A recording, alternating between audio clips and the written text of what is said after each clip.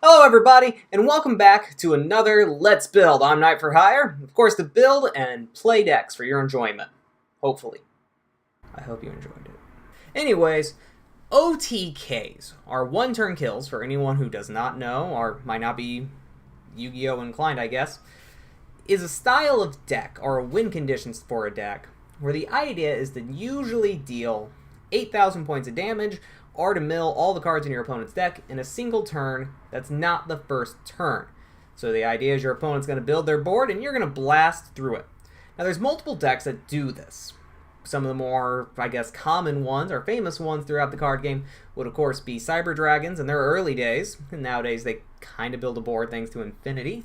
And of course, Fluffles, which usually have had two main variants. One where they blew up everything using Tiger, and then hit you in the face repeatedly with Direwolf, or kind of a more modern take that I've seen is using Tiger to blow up the board, and then of course bringing in Sabretooth to bring back Tiger, and then make another Sabretooth to bring the other one back, to get around the link formatting, and it makes a pretty mean board.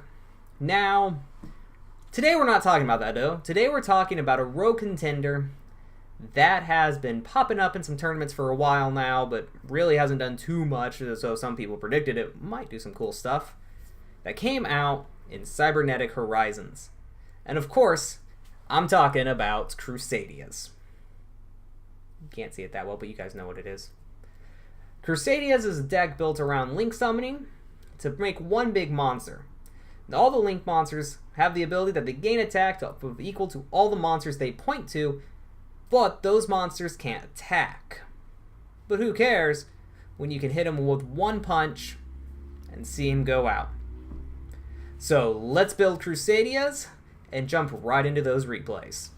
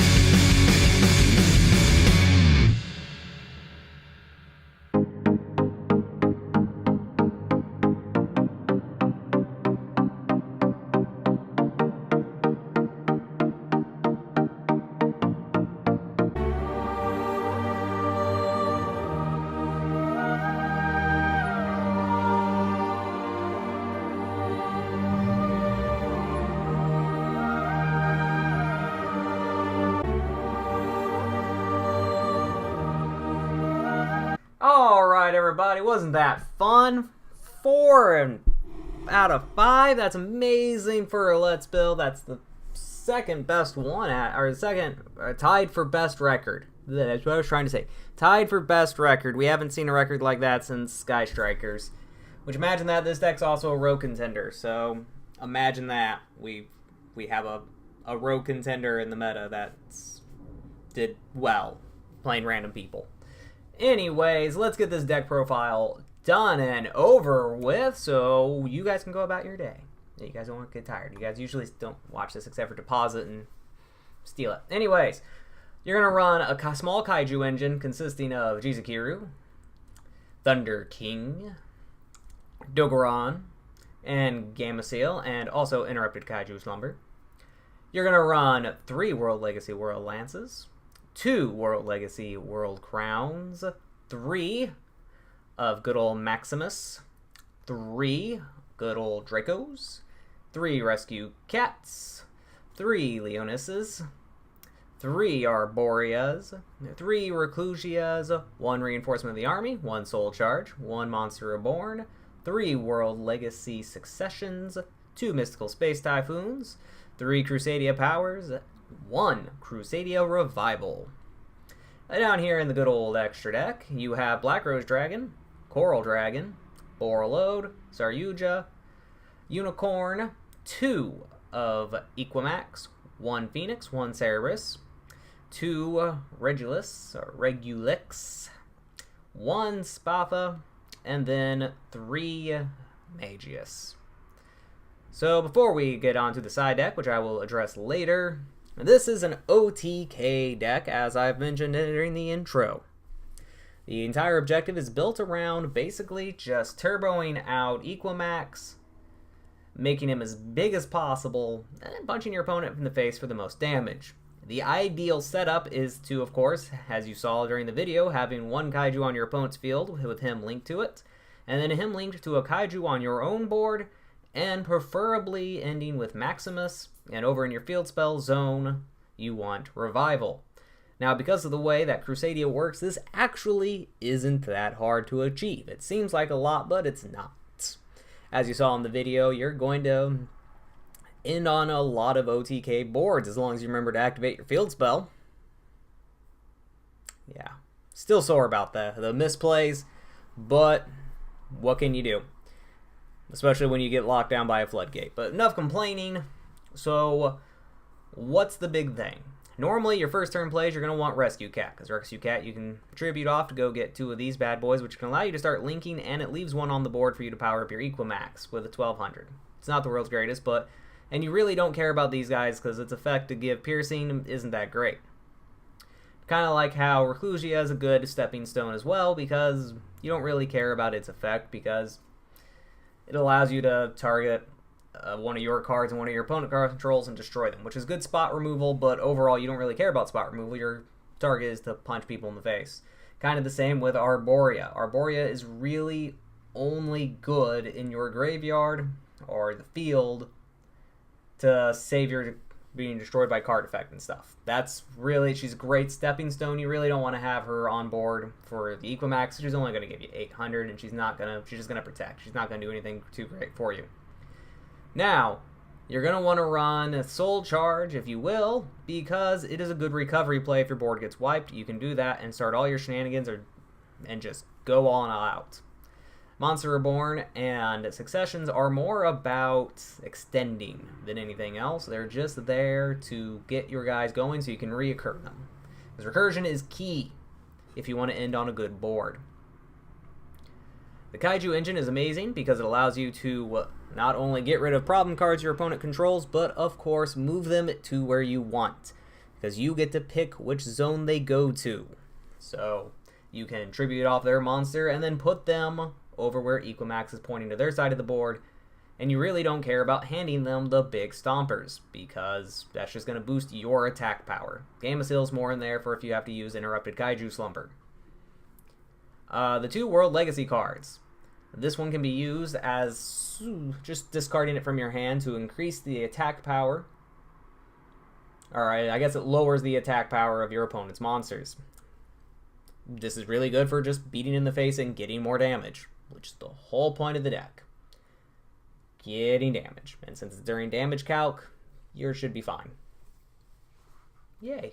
Now, World Legacy World Crown, you can tribute this card and negate the activation of an extra deck monster that was special summoned from the extra deck, which is really good in this era of Link spamming all over the place.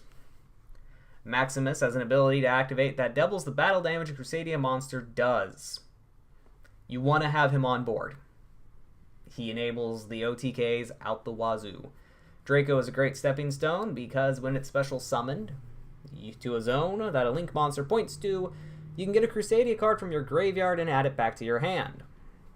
Which all Crusadia main deck monsters have the ability to special summon themselves once per turn from the hand to a zone a Link monster points to, which is really, really handy. Reinforcement of the Army just gets you cards to your hand that you may need. We don't run multiples of this because it's searchable during the stepping stone process to Equimax, which we'll go over here in a second, and these are just ways to protect your monsters from getting blown up. The Mystical Space Typhoons are there because they are quick play, so if you have to let your opponent have another turn, you can set them and use them. Otherwise, they're just removal, because this deck is weak to traps in all of their forms. Yes, even that one. So that's why they're there. You could also run Twin Twisters, but we'll get to that at a later time. That should be all the cards in the main deck on over of importance. So let's go to the extra deck. So why am I running 2 Synchro Monsters? Well, it's because there's a tuner. See? She's a tuner. It's better safe than sorry. That's really it. I never make them usually. You could take them out for different Link monsters. I just had room. It's the same with these, with the Nightmares, and with these two. You can link into them to if you need them for something. Otherwise, I wouldn't even bother with them. Really, hopefully you're only ever going to make one of this. That's the goal. The process is you play a normal summon. This deck is normal summon reliant. That is something to look out for. And then you're going to link in the Magius. Because after you do that, he is going to have an effect monster, a special summon to the zone this card points to, except during the damage step, you get to add a Crusadia monster from your deck. So you can search, if you need him, Maximus, or you can search Draco to get your recursion going, keep going so you can go into more. Then you're going to special summon a monster to a zone he points to. Then you're going to link summon into Regulus. Theoretically, this is where you want Draco, because in theory, you'll special summon Draco, which will trigger both their effects. He'll recur a monster, and Regulus will allow you to search a spell. Normally, it will be Revival. If you already have Revival, obviously you'll go get Power. But then you link summon those two to go into the great big Equimax himself, which then you're going to start special summoning as best you can, or recurring as best you can, using your recursion extenders to make him as big as possible. And then if you need to, if they have multiple monsters, because this is a going second deck, it relies on attacking, obviously, you'll activate Maximus, and you'll activate Revival, as long as you have them, and wipe your opponent off the face of the map. But anyways, so to discuss this one. This is a monster I put in here and left in here because I didn't really have anything else to replace it with, but on the overhaul, it is not that great. You can target one monster in either player's main monster zone, except this card, and move it to another monster zone on its controller's field, which is useful for moving them to a place where Equimax get their effect. Kaijus work way better for that. They give a much bigger bonus than what your opponent is going to have. And you're going to prefer to go into the link 2 of Regulus so you can get your spell cards to either protect in case they have traps. Because again, all traps, hand traps, regular traps, they hurt this deck. Even that one hurts this deck. So you are going to want to go into Regulus to get either protection or more attack power more than the ability to move monsters around. So let's go into the side deck and end this. The reason why Shindeiru is here is because you could always run him since he is a bigger kaiju. I just prefer to run the Gamma Seal instead of him because I like having a smaller kaiju that I can beat over in a more standard formatty way. Hand traps. All hand traps. They're going to work really well. This deck does really well for Ash Blossom to stop your opponent from getting too far where you can't beat over them. It is also a really good card is Snow Ogre because it will destroy something that's giving you too much of a problem, although it doesn't negate. Now we've got Topological. This is a Link Climb deck, and it has a lot of cards that special summon monsters who will zone a Link monster points to, which triggers his ability, and will blow up your opponent's field if you need it to. Firewall can bring back, because you can link him, and then you can bring back one of your other cards, and all of those shenanigans to do all your stupid shit with him. I'm so glad you're banned now. Topological Trismania, because again, similar to Topological, you can special summon and wipe your opponent's back row, which is extremely useful. Raigek, because you can blow up your opponent's field, if you so choose to. Equimax doesn't really care, usually too much. Foolish Burial, because you can drop cards into your graveyard for Draco's effect, or for the Succession, or Monster Reborn. An extra Mystical Space Typhoon, because again, traps, you know. Called by the Grave, because traps, specifically of the hand variety. They will stop this deck in its tracks if you are not careful. Twin Twisters, you could run Twin Twisters instead of the Mystical Space Typhoon. The reason I ran Mystical Space Typhoon instead of some of the others is I like Mystical Space Typhoon since I'm an old school player, and also it doesn't require discard. That can hurt this deck a bit. You don't want to lower your hand resources too much with this deck. Which is why, even though the ability to destroy 2 would be very useful most of the time. Hand Destruction is in here due to it can get rid of some of the bricky cards that can be in your hand to try to draw into something more useful. I didn't run it because, honestly, it doesn't brick that often. You just need a combination of your Crusadia monsters and maybe an extender, and you're good to go.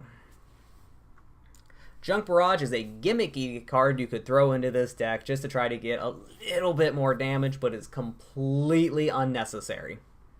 Completely unnecessary. Don't normally run it. I just thought I'd mention that it was a fun little gimmick thing. Infinite Impermanence. This card is pretty good for, at the start of your turn, handling monster effects that would usually prevent you from OTKing. The reason I did not run it is because it is in real life a $90 card, and if someone wanted to build this, they might be discouraged by the fact that there's a $90 card in it. This deck does not need it to function. Honestly, actually, I prefer playing without it in this deck anyways, but it can be useful for handling any monster effect that could stop your OTK or your combos. I've ran into a couple while hard testing, but it's not a necessary card.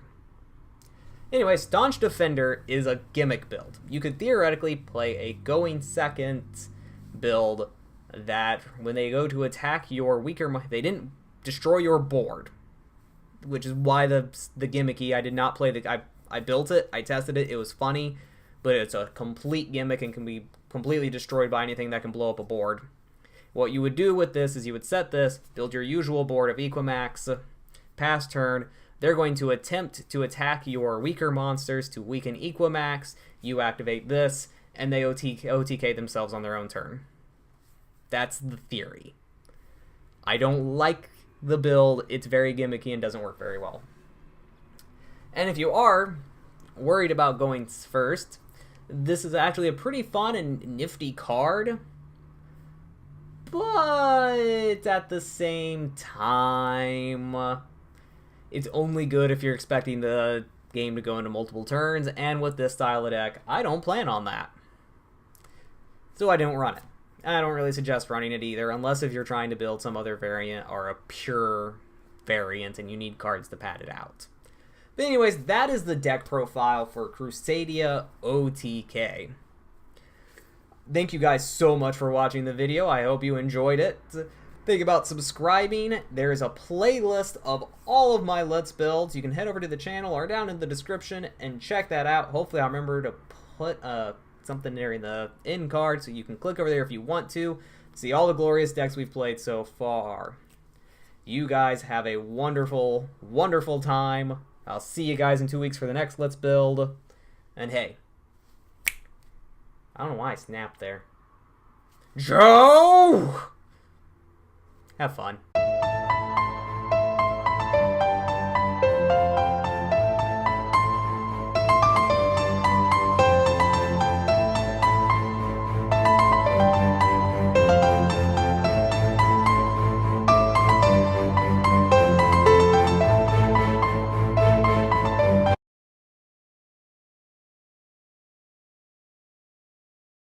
Alright, Mouser, you want to play? We'll play. Alright, kitty. If you think you've got it, let's get it on. Need to replace these sleeves.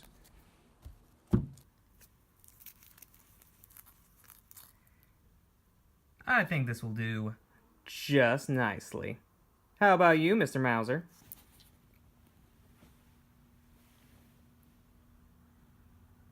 Fucking cat.